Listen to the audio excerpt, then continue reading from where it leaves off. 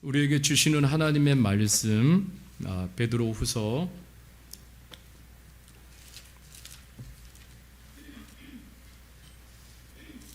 1장 4절에서 11절 말씀까지 우리 하나님의 말씀을 같이 읽겠습니다. 이로써 보배롭고 지극히 큰 약속을 우리에게 주사 이 약속으로 말미암아 너희가 정욕 때문에 세상에서 썩어질 것을 피하여 신성한 성품에 참여하는 자가 되게 하려 하셨느니라.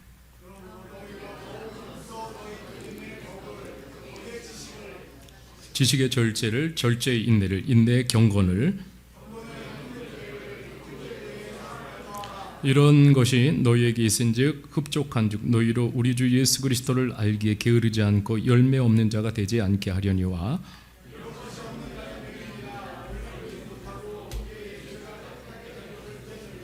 그러므로 형제들아 더욱 심써 너희 부르심과 택하심을 굳게 하라. 너희가 이것을 행한즉 언제든지 실족하지 아니하리라.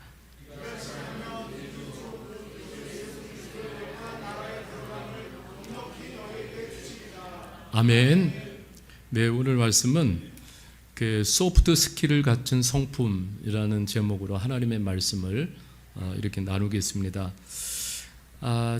저는 참 이 자리에 이렇게 설 때마다 정말 부족함을 느끼면서 이 자리에 서게 됩니다. 그래서 하나님께 감사하고 또 한 주간 동안 우리 성도님들 또 제 자신 먼저를 생각하면서 하나님의 말씀을 이렇게 준비해 가고 있습니다. 하여튼 부족하지만은 최선을 다해서 준비하고 있고, 또 우리 성도님들이 또 말씀을 통해서 함께 하나님의 말씀을 좀 공유하고 또 하나님의 말씀 속에서 함께 성장해가는 그런 축복이 있었으면 좋겠습니다. 제가 늘 생각하는 게 있어요. 제가 목사가 됐습니다. 늘 놓치지 않는 것이 이제 어떤 목사가 될 것인가, 이런 부분에 대해서 늘 많이 생각하고, 또 우리 실로암 교회가 어떤 교회이면 좋을까를 또 많이 생각합니다. 지금 좀 보면 많은 교회가 통제형 교회의 모습을 취하고 있습니다. 통제형 교회예요. 그래서 통제형이 되면은 성도님들이 이렇게 수동적 존재가 됩니다.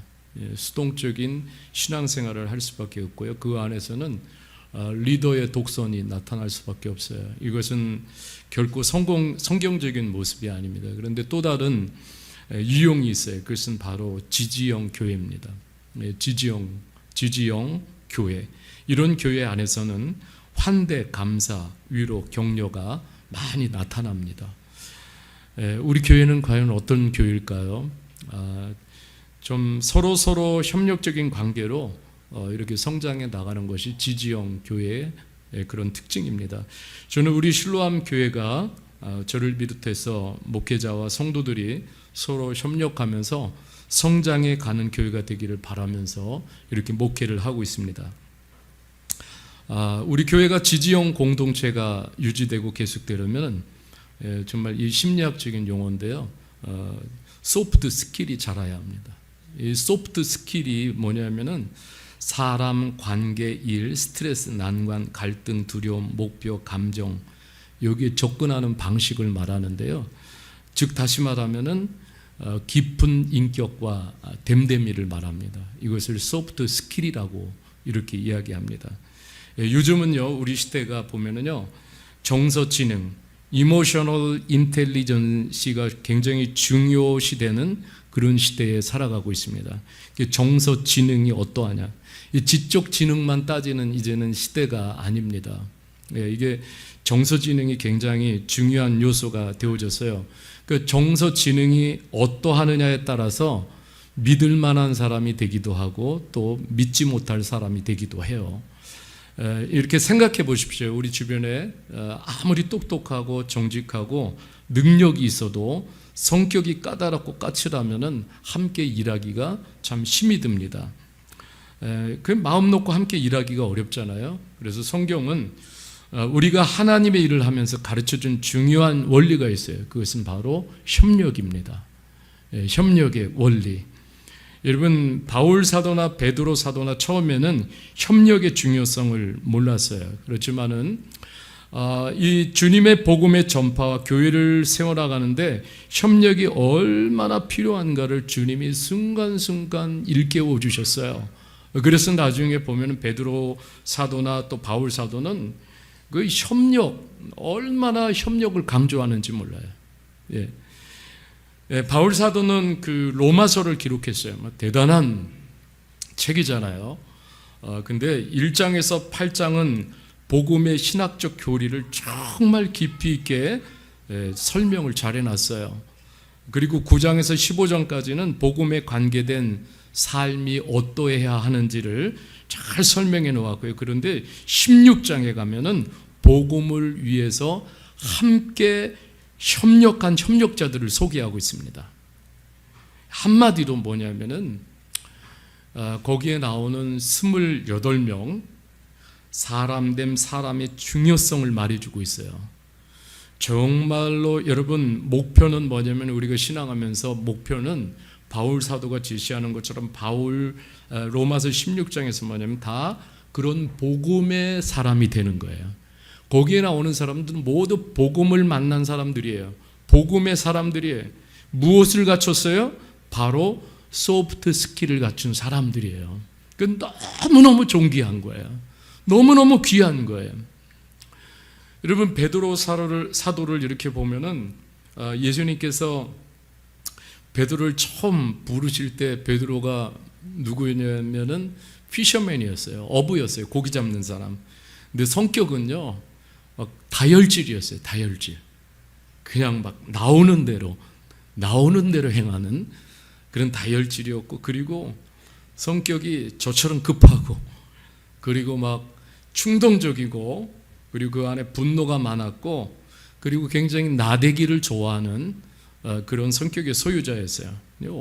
여러분 베드로를 보십시오. 그거 얼마나 충동적이었냐면 막 바다를 뛰어들기도 하고요. 그리고 분노하니까 막 칼을 빼어들기도 합니다. 감정을 억제하지 못하는 그런 경솔한 행동을 참 많이 했어요. 그 실수도 굉장히 많이 했습니다. 함부로 막 말하고 함부로 다짐하고 전후좌우를 살피지 않고 막 급하게 행동하는 그런 성격의 소유자였어요. 자기 판단도 너무너무 많았어요. 그러니까 예수님을 3번씩이나 난 예수님 몰라요, 예수님 몰라요, 예수님 몰라요, 그렇게 부인도 했어요. 제자로서 실패와 좌절을 참 많이 맛보았습니다. 그 성격이 아주 누구보다도 독특하고 또 극명하게 드러나는 그런 제자였어요. 마가복음 14장 31절에도 보면은 허영심이 얼마나 큰지요. 베드로가 힘있게 말하되 내가 주와 함께 죽을지언정 주를 부인하지 않겠나이다. 호언장담을 해요. 그러니까 모든 제자도 따라서 같이 말합니다. 얼마나 전염력이 강해요. 초창기 베드로는 굉장히 충동적이고 허영심이 넘치는 그런 사람이었어요. 그런데 예수님과 오래오래 이렇게 걷다 보니까는 정말 많이 달라졌어요. 여러분 진짜 달라져야 돼요. 근데 여러분 제가 이 말씀을 보면서 베드로가 신앙의 길을 이렇게 탄 후에 참 주님을 뼈저리게 경험했어요. 그리고 나서 다음 세대에 물려주는 영적인 중요한 목표를 오늘 더불어 오늘을 살아가는 우리들에게도 제시해주고 있는 거예요. 여러분 베드로후서 1장 13절에서 15절에 보면은 이렇게 말합니다. 이렇게 고백해요. 이제 베드로 사도가 순교를 앞두고 이 편지를 쓰면서 자신의 고백을 합니다. 내가 이 장막에 있을 동안에 너희를 일깨워 생각나게 함이 옳은 줄로 여기노니 이는 우리 주 예수 그리스도께서 내게 지시하신 것 같이 나도 나의 장막을 벗어날 것이 임박한 줄을 알미라. 내가 힘써 너희로 하여금 내가 떠난 후에라도 어느 때나 이러한 것을 생각나게 하려 하노라. 이렇게 말하고 있어요. 예. 이제 베드로 사도는 세상 떠날 시간이 얼마 남지 않았음을 고백합니다. 그러니까 지금까지 겪었던 주님, 지금까지 신앙의 여정을 걸어오면서 정말 자신을 울렸던, 마음을 울리고 자신을 성장시켰던 중요한 목표와 가치들을 오늘 제시해 주는 거예요.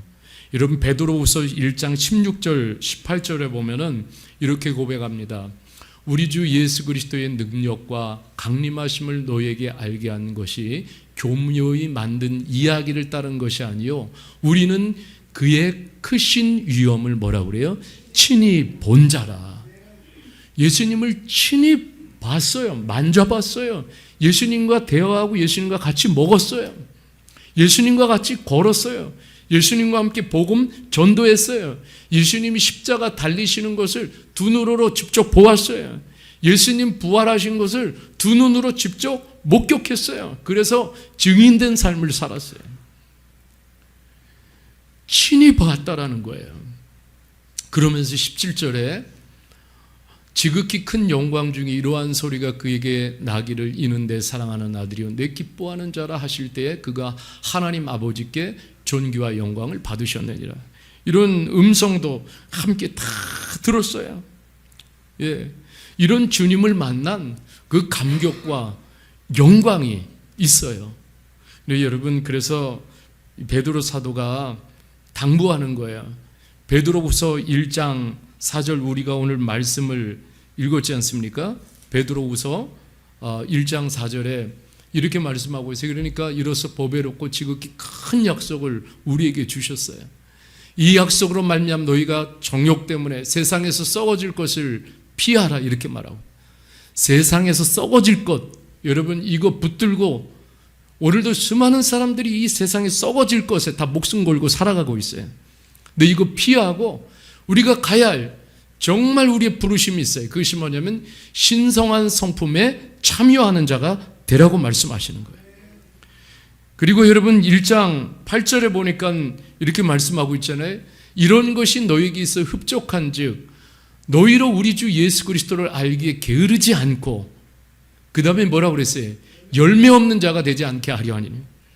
여러분 이게 뭡니까? 정말 풍성히 열매 맺는 삶을 추구하라고 말씀하는 거예요. 베드로후서 1장 3절에 한 번 더 말씀을 보면은 이렇게 말하고 있어요. 그의 신기한 능력으로 생명과 경건에 속한 모든 것을 우리에게 주셨으니 이는 자기의 영광과 덕으로서 우리를 부르신 이를 알므로 말미암음이니라. 아멘. 예, 그렇습니다. 우리를 부르신 자를 너희가 알고 있지 않느냐? 정체성을 다시 한번 일깨워주고 있습니다. 여러분, 우리는 기억해야 돼. 항상 누가 나를 불렀는가? 누가 나를 여기로 불렀는가? 누가 나를 이렇게 부르셨는가? 여러분, 주님이 부르신 거예요. 주님이 부르셨어요. 여러분, 그 부르심의 목적이 무엇입니까? 오늘 4절에 말씀하고 있어요. 4절에 보면은 그 절에 신의 성품에 참여하는 거예요. 같이 합시다. 신성의 성품에 참여하는 것. 예, 영어로는 이렇게 말하면 divine nature, divine nature. 헬라어로는 세이오스 피시스라고 이렇게 말해요. 참 이거를 우리가 쉬운 말로 바꿔보면은 소프트 스킬을 키워나가라는 거예요. 소프트 스킬을 키워나가는 거예요. 세상의 죄와 부패한 것을 닮아가는 게 아니에요. 이 놀라운 축복과 특권이 동시에 우리에게 주어졌어요. 여러분, 오늘날 보십시오. 주변의 사람들이 참 기독교를 굉장히 많이 오해해요. 기독교가 마치 아주 저급한 종교처럼, 그 종교의 수준으로 기독교를 들이대고 그렇게 비교하고 들먹입니다. 우리가 참 그런 기독교를 보여준 게 너무 안타깝고 마음이 아픈 거예요. 여러분, 성경은 우리가요 종교인의 수준에 머무는 것을 절대적으로 경계합니다. 여러분, 우리는 분명히 해야 돼. 지금 내가 누구에게 속했는가? 바울 신학에서 굉장히 강조하는 것은 헬라어로 인 크리스토스예요. 뭐냐면은 우리가 항상 놓치지 말고 또 리마인드 해야 될 것은 내가 누구 안에 지금 있는가요?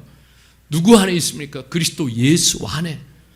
바울 사도는 서신서에서 수없이 반복해서 계속 강조하는 것이 우리가 어디 안에 있어요? 그리스도 예수 안에 있다. 우리가 그리스도 예수 안에 있다. 굉장히 강조하는 주제예요. 지금도 우리는 인 크리스토스, 그리스도 예수 안에 있다라는 분명한 정체감을 가지고 살아야 될 줄 믿습니다. 이게 너무너무 중요한 거예요. 여러분, 베드로 사도는 이렇게 소프트 스킬을 열거하면서 우리 첫 번째 여러분 뭐냐면 중요한 거예요. 여러분 이거 생략하고 나머지 7가지의 성품을 아무리 세워도요, 그것은 금세 무너지고 말아요. 그 기초가 뭐냐면 믿음이에요. 피스토스, 믿음, 피스토스. 같이 해보시다. 믿음. 예, 믿음 위에 아름다운 성품의 집을 지으라는 거예요. 여러분, 믿음 굉장히 중요해요. 여러분, 믿지 못하는데 이런 성품이 또한 세워질 리가 만무죠. 그럼 믿음이 있어야 돼요. 누구를 믿는? 주 예수 그리스도를 나의 구주로 믿는, 주님으로 믿는. 그러니까 여러분, 이게 굉장히 중요한 거예요. 우리가 신앙의 첫걸음은 바로 뭐냐면 주인 바꾸기예요. 주인이 내가 아닌 거예요. 이제 더 이상 주님을 만났다 그러면 나의 주님이 누구십니까? 바로 예수 그리스도예요. 로드십이에요. 그래서 이 성경에 보면 로드 이렇게 말씀하는 게 주님, 나의 주님. 이제부터는 주님이 나의 주인이 되셨습니다. 고백하는 거예요. 여기서부터 이제 우리가 우리의 성품의 집을 지어가는데, 여러분 여기 7가지를 좀 제가 설명을 해드리겠습니다. 첫 번째, 오늘 말씀해 보니까는 믿음에 뭘 세우라고 그랬어요? 덕을 세우라고 그랬습니다. 덕이라는 것은 이렇게 영어로는 virtue, goodness 이렇게 표현하는데, 제가 이렇게 좀 원어적인 표현을 설명을 했습니다. 덕은 행동과 태도에 위선이 없는 성품이에요. 예. 덕은 뭐예요? 행동과 태도에 위선이 없는 성품이에요. 위선. 여러분, 위선이라는 게 이게 안에하고 밖에하고 이렇게 다른 거잖아요. 똑같아야 되는데 다른 거예요. 예. 그걸 위선이라고 그래요. 원래는 이제 가면을 썼다 그 말이에요. 가면. 예. 가면을 쓰니까 몰라요. 그죠? 안이 어떻게 됐는지 가면을 쓰니까 몰라요. 이런 가면을 쓰고 생활하면 안 된다라는 것이죠. 우리가 주님을 만난다라는 것은 완전히 가면을 벗는 거예요. 그리고 정직하게 하나님 앞에 서는 것입니다. 우리 주님께서요, 위선을 참 나쁘게 여기십니다. 마태복음 23장 27절에 보면 그 당시에 서기관들, 바리새인들, 참 종교인들이에요. 지식적인 사람들이에요. 그런데 이렇게 말씀하십니다. 화 있을진저 외식하는 서기관들과 바리새인들이요, 회칠한 무덤 같으니 겉으로는 뭐예요? 아름답게 보이나 그 안에는 뭐라 그랬어요? 죽은 사람의 뼈와 모든 더러운 것이 가득하도다. 예, 겉으로는 아닌 척하면서 사람들에게 아닌 척하면서 이렇게 보여줘요. 그러나 그 속에는 뭐예요? 더러운 것이 가득하다라는 거예요. 여러분, 이것은 주님이 원하시는 진정한 덕이 아니에요. 주님이 원하시는 것은요, 위선이 없는 성품을 말하시는 거예요. 믿음 위에 제일 먼저 이것을 얹으라는 거예요. 예, 위선 없는, 정말 진실하고 깨끗한 그러한 삶의 그러한 태도를 거기에 얹으라는 거예요. 그 다음에 얹을 것이 뭐냐면은 지식이에요. 난리지.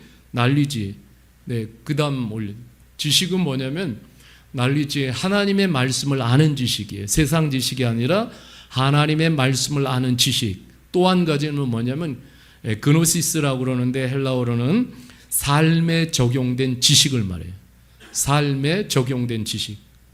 삶의 적용. 이 2가지 지식이 균형을 맞춰야 돼요. 하나님의 말씀을 아는 지식뿐만 아니라 그 지식을 삶에 적용할 줄 아는 능력이 있어야 된다는 거예요. 여러분, 이게 적용력이라고 할 수 있어요. 적용할 수 있는 능력. 여러분, 이게 믿음이 있어야 나가는 거예요. 여러분 지식을 쌓아요. 그 다음에 절제입니다. 셀프 컨트롤이에요. 거기에 하나하나씩 쌓아가야 돼요. 그런데 셀프 컨트롤은 뭡니까? 스스로를 하나님의 말씀에 복종시키는 능력이에요. 여러분 하나님의 말씀에 자신을 복종시키는 능력이 있어야 돼요. 여러분 지식으로만 충분하지 않습니다. 절제는 그 지식을 삶에 적용하는 능력이에요. 그래서 여러분 절제하지 못해서 절제 능력이 없어서 자신이 망가지는 사람이 많아요. 절제하지 못해서 가정이 망가집니다. 절제하지 못해서 비즈니스가 망가지고 사역이 망가져요. 절제하지 못해서 재정적으로 정서적으로 성적으로 무너지는 경우가 얼마나 많은지 몰라요. 절제하지 못해서 그래요. 절제하지 못해서 중독으로 가는 경우도 얼마나 많은지 모릅니다. 절제하지 못하면 믿을 수 없는 사람이 돼요. 그래서 세 번째로 주시는 성품이 뭐냐면 절제, 셀프 컨트롤. 하나씩 마음에 담았으면 좋겠어요. 세 번째는 인내요, 퍼저버런스. 그래서 인내라는 것은 뭐냐면 인내라는 것은 오랫동안 지속되는 압박과 시련에도 포기하지 않고 버텨내는 능력이에요. 여러분 그렇습니다. 신앙의 경주도 피니시 라인에 섰을 때 비로소 끝나는 거예요. 뭐 지금 내가 뭘 했습니다. 그리고 나중에 다 엎어지고 넘어지고 쓰러지고 타락하고 시험 들고 아무 소용이 없는 거예요. 베드로 사도는 인내가 얼마나 중요한 덕목인지 깨달았어요. 인내할 수 없어서 많이 화냈어요. 분노했어요. 그런데 이러한 것들을 훈련하면서 화가 날 때 화를 참는 사람이 되어졌습니다. 여러분 부부관계가 오래 가려면 건강하려면 어떻게 해요? 다 관계 속에서 힘든 시기가 있어요. 그때를 인내해야 돼요. 성도의 관계도 마찬가지예요. 비즈니스에도 장기적인 성공을 위해서는 힘든 시기를 버텨내는 인내가 필수입니다. 어느 때는 우리들의 삶에도 버겁고 육중한 십자가를 져야 할 때도 있어요. 이거 피할 수가 없어요. 그때도 여러분이 인내가 필요한 거예요. 우리가 지나고 나면 그렇게 되잖아요. 지나고 나면 그래 잘 버텨냈다, 너무 감사하다 할 때가 얼마나 많습니까? 우리 힘으로는 버텨낼 수가 없어요. 그 주님을 생각해야 돼요. 여러분 히브리서 12장 2절에 보면 이렇게 말씀하고 있어요. 믿음의 주요 또 온전하게 하신 이인 예수를 바라보자. 그는 그 앞에 있는 무엇을요? 기쁨을 위하여 뭘 참으셨어요? 십자가를 참으셨어요.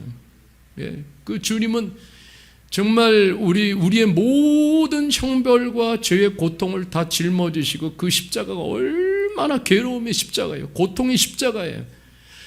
여러분 우리를 구원하시기 위해서 왜? 그 끝에 구원의 기쁨이 있기 때문에, 한 사람을 살려내는 구원의 기쁨이 있기 때문에.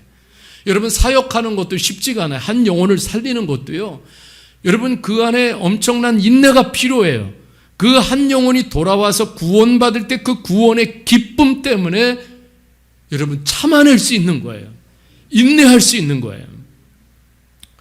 부끄러움을 개의치 아니하였더니 하나님 보좌 우편에 앉으셨느니라. 이 주님을 바라보는 거예요.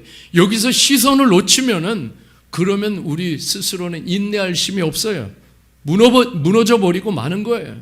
버텨낼 능력이 없어요. 그 다음에 다섯 번째는 뭐냐면 경건이에요. godliness.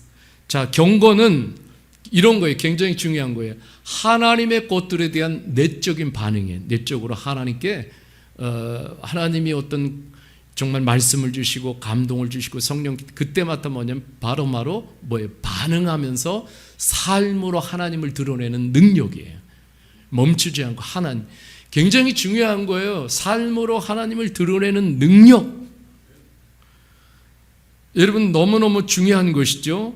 한마디로 하나님을 내적으로 깊이 경외하면서 삶으로 드러내는 것을 경건이라고 말하는 거예요.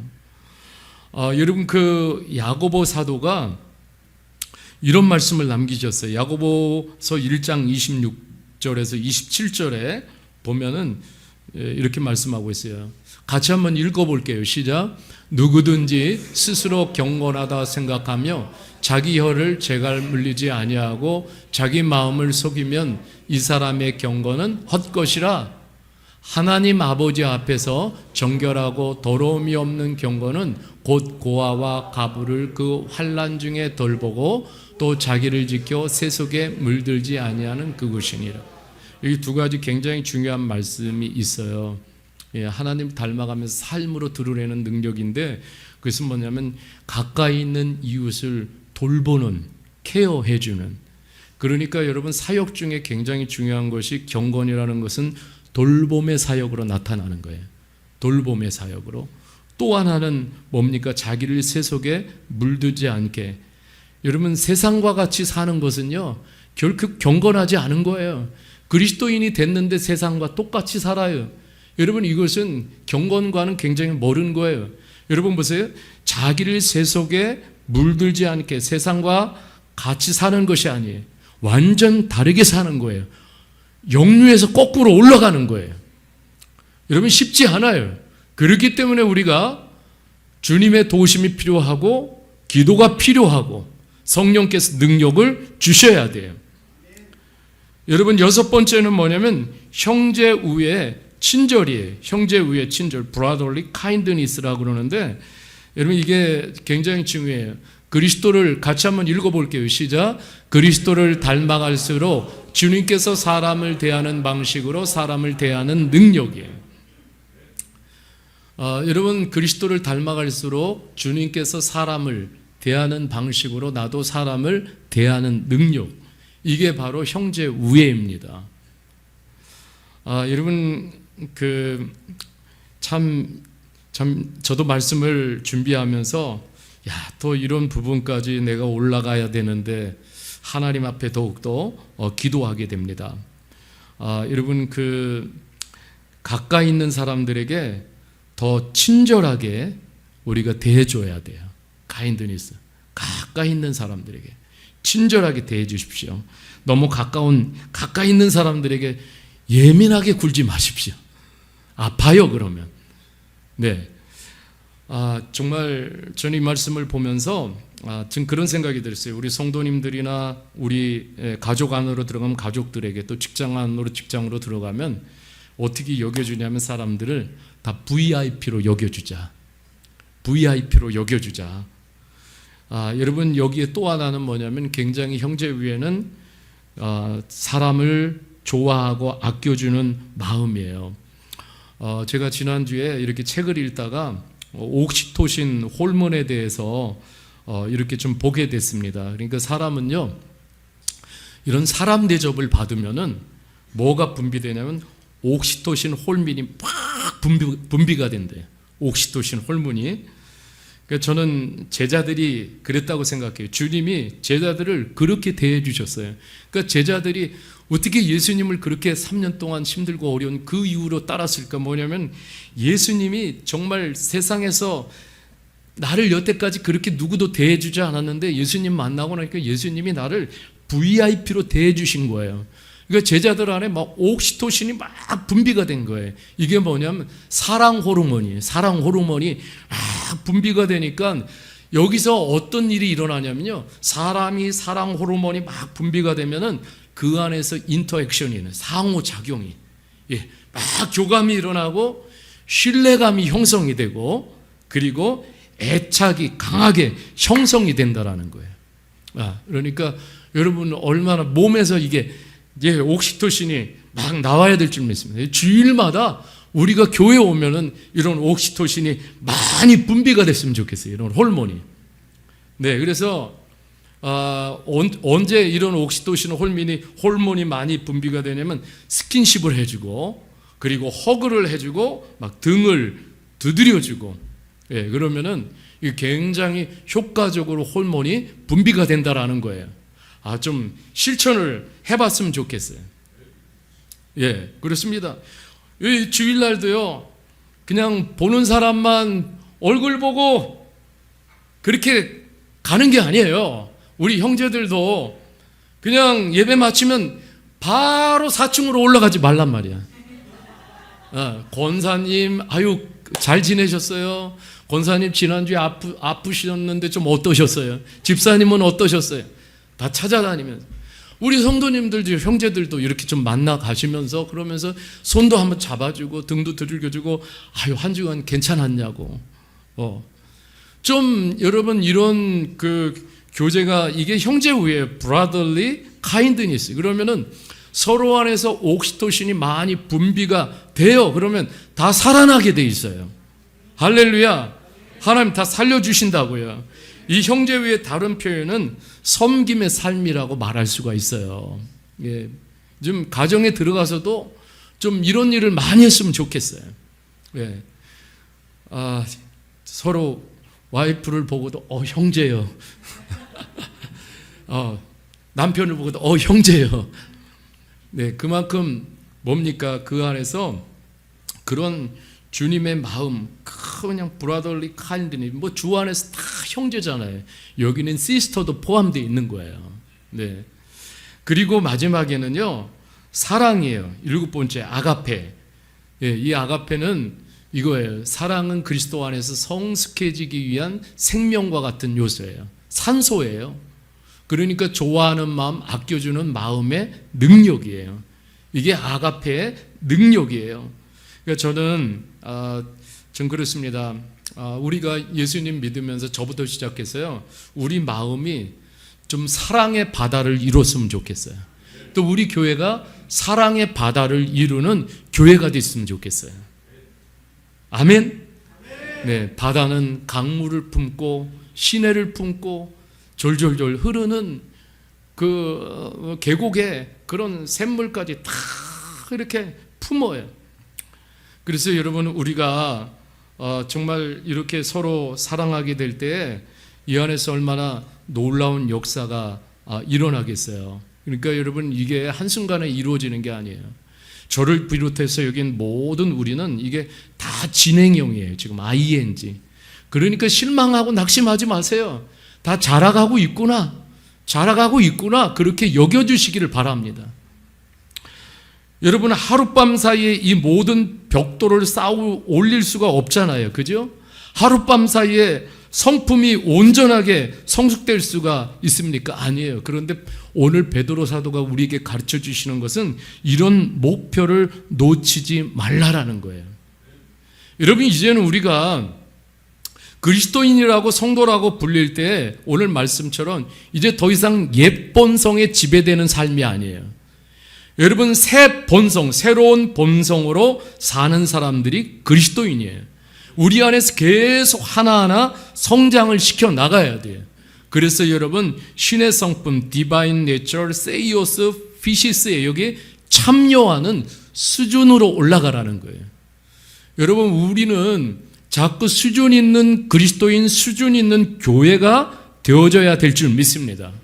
이게 가장 중요한 것은 믿음이라는 피스토스, 믿음 위에 하나하나를 쌓아 나가는 거예요. 그래서 우리들이 신앙이 갈수록 열매를 맺는 거예요.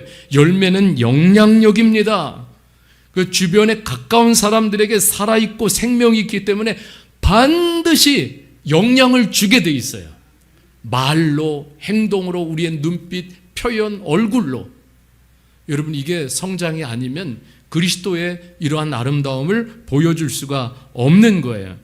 여러분 그렇습니다. 가까이 있는 성도들에게, 가까이 있는 가족들에게 저를 한번 따라와 봅시다. 진짜 배기.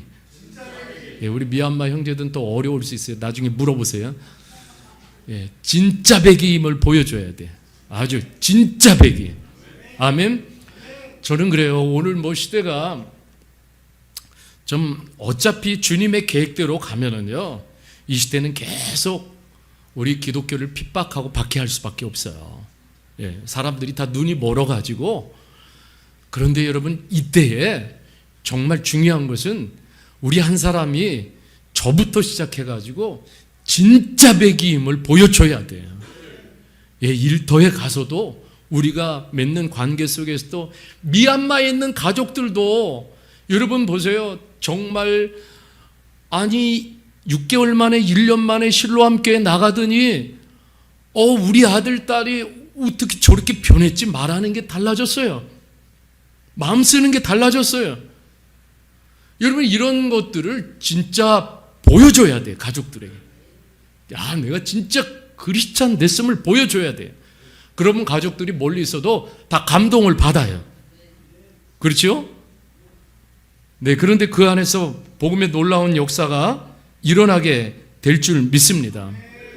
여러분 그렇습니다. 우리는 진짜 그래요. 먼저 신뢰받는 그리스도인이 돼야 돼요. 가장 가까운 가족에게 신뢰받는 그리스도인이 돼야 돼요. 1차적으로 가까운 성도들에게도 마찬가지고. 여기서 신뢰가 안 되는데 나가서 신뢰가 되겠습니까? 여러분 우리 바울 사도가 주시는 베드로 사도가 주시는 말씀을 우리가 마음에 담았으면 좋겠어요. 정말 절대로 죽은 믿음 생활을 하면 안 돼요. 죽어 있으면은 성장이 없어요. 성장이 없어요.